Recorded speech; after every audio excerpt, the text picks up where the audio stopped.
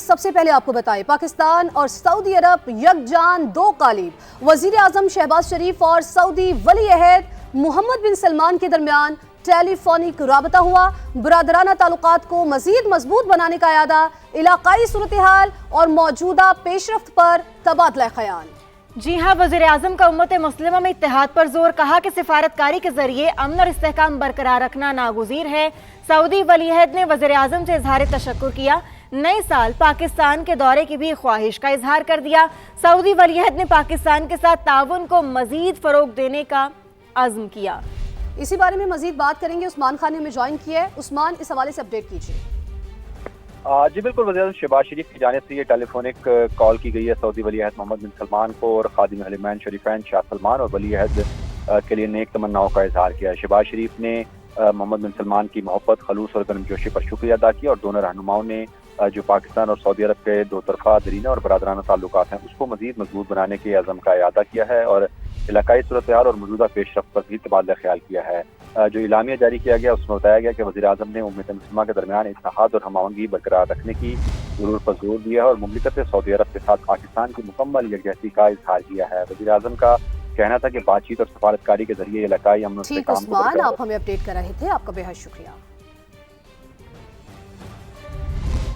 کھیل کے میدان میں ہاتھ ملانے سے انکار، مگر سیاسی کھلاڑی گھل مل گئے۔ مئی کی جنگ کے بعد پہلی بار پاک بھارت رہنما آمنے سامنے۔ ڈھاکہ میں اسپیکر قومی اسمبلی اور بھارتی وزیر خارجہ کی ملاقات۔ جے شنکر خود چل کر ایاز صادق کی نشست پر آئے اور مصافحہ کیا۔ چند منٹ کی گفتگو میں خیر مقدمی کلمات کا تبادلہ بھی ہوا۔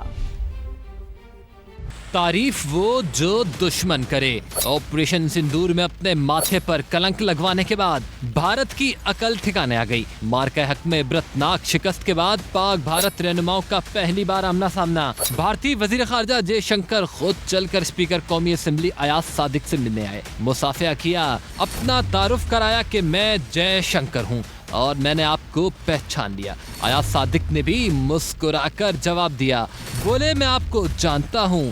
چند منٹ کی گفتگو میں خیر مقدمی کلمات کا تبادلہ ہوا۔ بھارت رہنماؤں کی ملاقات ڈھاکہ میں مرحومہ خالدہ ضیاء کی رہائش گاہ پر ہوئی۔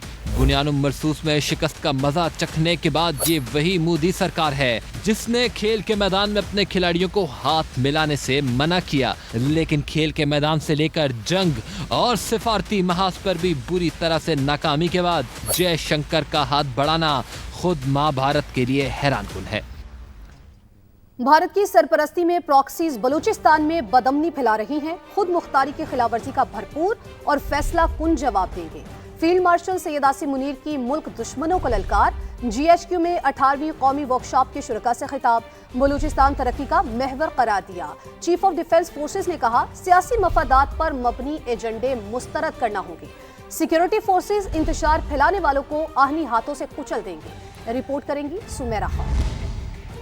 بلوچستان ترقی کا محور، سیاسی مفادات پر مبنی ایجنڈے مسترد کرنا ہوں گے۔ پاکستان کی علاقائی سالمیت کی خلاف ورزی براہ راست ہو یا بالواسطہ، فیصلہ کن جواب دیا جائے گا۔ فیلڈ مارشل سید عاصم منیر کی وطن دشمنوں کو للکار۔ G H Q Rawalpindi میں بلوچستان سے متعلق 18ویں قومی ورکشاپ کے شرکاء سے خطاب میں آرمی چیف نے کہا بھارت کی سرپرستی میں سرگرم عناصر بلوچستان میں تشدد اور عدم استحکام پھیلانے کی کوشش کر رہے ہیں۔ سیکیورٹی فورسز دہشت گردی اور انتشار پھیلانے والوں کو آہنی ہاتھوں سے کچل دیں گی۔ دو ٹوک پیغام دیا کہ پاکستان کی مسلح افواج اپنے شہریوں کی جان و مال کے تحفظ کے لیے ہر دم تیار۔ چیف آف ڈیفنس فورسز نے کہا بلوچستان کا مستقبل انتشار نہیں، پائیدار خوشحالی ہے۔ بلوچستان کے عوام محب وطن، باہمت اور پاکستان کی طاقت، معاشی صلاحیت کو عوام کے فائدے کے لیے بروئے کار لانا ہوگا۔ چیف آف ڈیفنس فورسز نے پروپیگنڈا بے نقاب کرنے میں سول سوسائٹی کے مؤثر کردار کی تعریف کی۔ نشست کا اختتام ایک بامقصد سوال و جواب کے سیشن پر ہوا جس میں فیلڈ مارشل سید عاصم منیر نے سوالات کے جوابات دیے اور بلوچستان کی ترقی اور سیکیورٹی کے لیے جاری کوششوں پر مزید روشنی ڈالی۔ سمیرہ خان، سما، اسلام آباد۔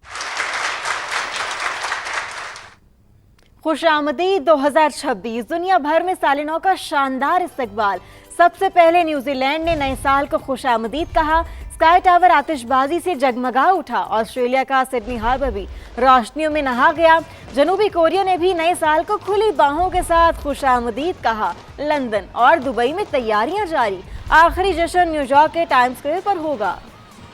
दुनिया भर के मुख्तलिफ ममालिक में नए साल की आमद पर रंगारंग तकरीबात, आतिशबाजी का शानदार मुजाहिरा।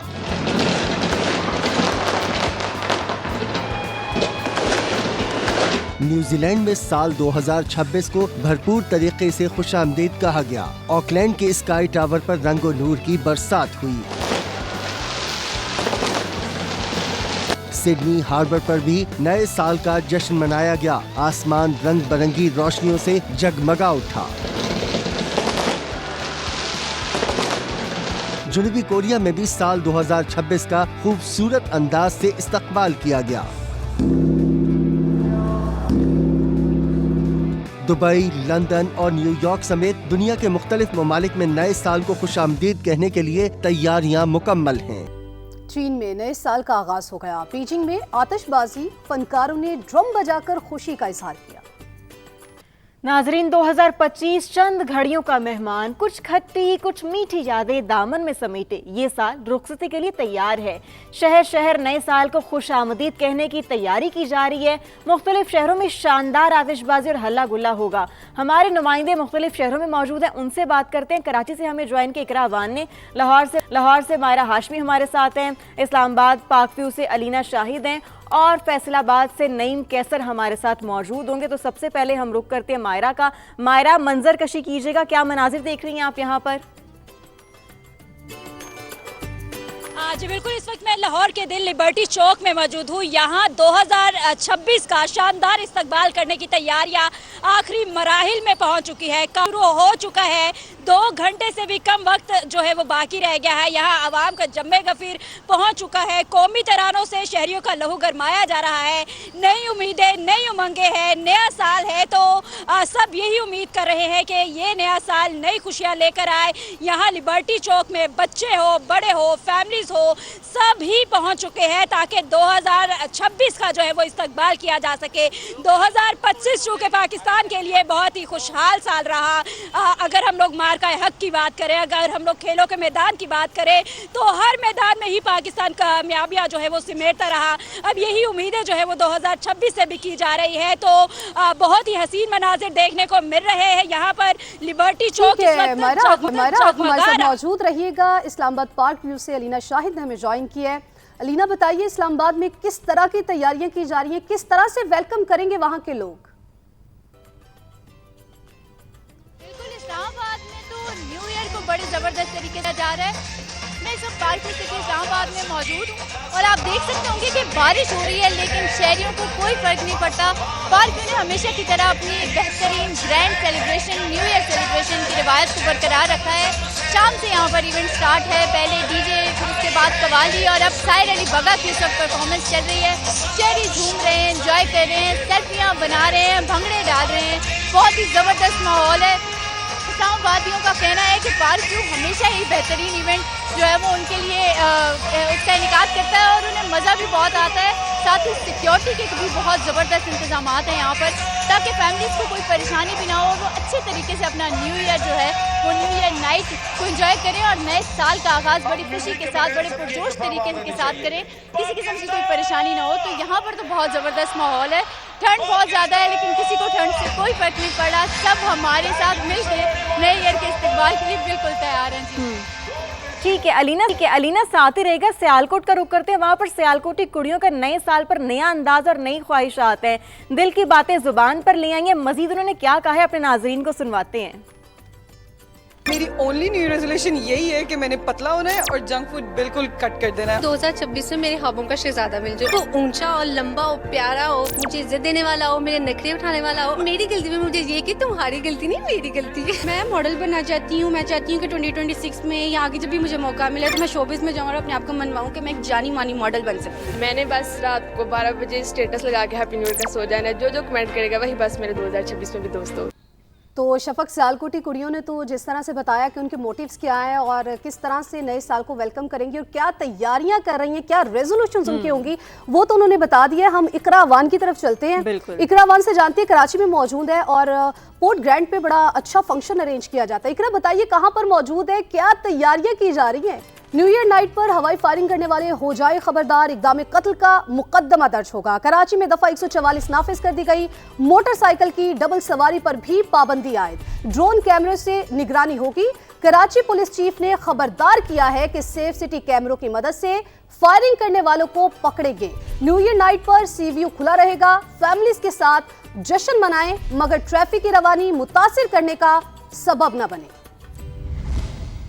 एडिशनल आईजी साहब, बहुत शुक्रिया आपके वक्त का। नए साल की आमद है। नए साल में हम देखते हैं हवाई फायरिंग के वाक़यात में लोग ज़ख्मी भी होते हैं और जानी नुकसान भी होता है। क्या हिकमत अमली है पुलिस की, इस पर किस तरह का मुकदमा आप दर्ज करेंगे? 5 से 6 हज़ार की नफरी जो न्यू ईयर फेस्टिविटीज़ को मॉनिटर करने के लिए शहर में डिप्लॉयड होगी, उसके ज़रिए SHOs 15 मददगार और दूसरी चीज़ों के ज़रिए।